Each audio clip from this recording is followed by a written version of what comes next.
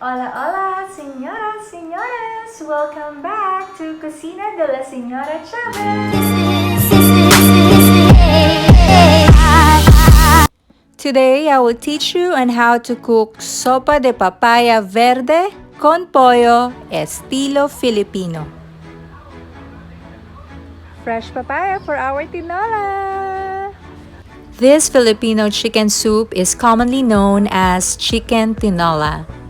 It is usually served as appetizer or main entry with white rice. It is traditionally cooked with chicken, wedges of green papaya, and leaves. Fresh chili leaves. We will also be using this for our tinola. Chicken tinola is a popular cold weather dish in the Philippines. I have now fresh papaya picked from our tree and fresh chili leaves. Let's go and cook our tinola. Papaya is believed to be native to southern Mexico and neighboring Central America. It is now present in every tropical and subtropical countries. Green papaya is a powerful fruit full of essential nutrients and enzymes to promote digestive health.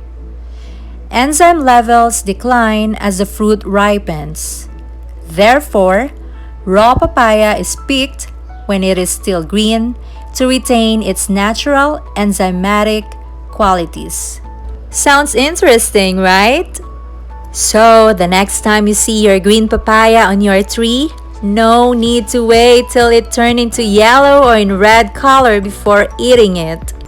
You could simply follow these simple steps on how to cook Sopa de Papaya Verde con Pollo Estilo Filipino or chicken tinola. After we peeled and removed the seeds of the papaya, we will now cut them into wedges or into cubes. Here are the ingredients of our chicken tinola soup. First, we have our chopped green papaya, 2 pounds of skinless chicken thigh or chicken pieces of your choice, our chili leaves, chopped onion, garlic, ginger, and whole or ground pepper. I can feel now the level of your excitement on how we cook our chicken tinola. So let's go and dive in it. First, we heat our oil on a pan or cooking pot. Once pan is heated, we can start to saute our onion and garlic and ginger. Just make sure to saute them until the onion softens. When you almost smell the good scent of the aromatic that you are cooking, you are almost done. You can now add your chicken pieces and cook the chicken for 3 to 5 minutes. Or you may even saute longer if desired. Add 1 cup of water, let it boil, cover and simmer, or you can also boil it in low heat for 40 to 45 minutes until the chicken tenderizes. When the chicken gets tendered, we can start to add our green papaya. Stir it a little and boil it for 5 minutes or until papaya gets softened. The secret in making a good tinola is to simmer the chicken for longer periods of time. When our papaya is already soft, we can start to season it with our salt, ground and whole pepper. We are actually almost done cooking our chicken tinola. It's very easy and quick, right?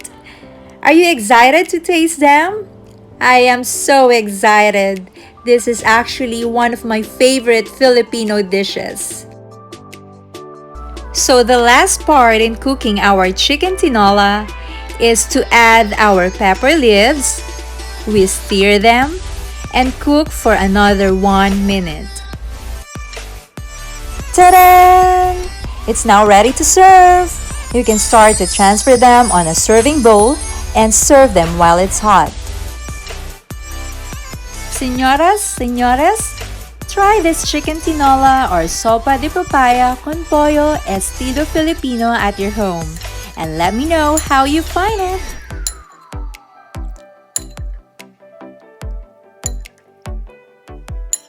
Let's try it.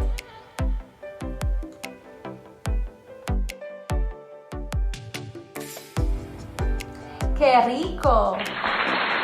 Try it also at home and tell us something how you find it. Para sus comentarios y sugerencias, escríbelos en el cuadro de comentarios. Muchas gracias! For your comments and suggestions, feel free to write them down in the comment box. Thank you so much! I'll see you in my next video. Muchas gracias!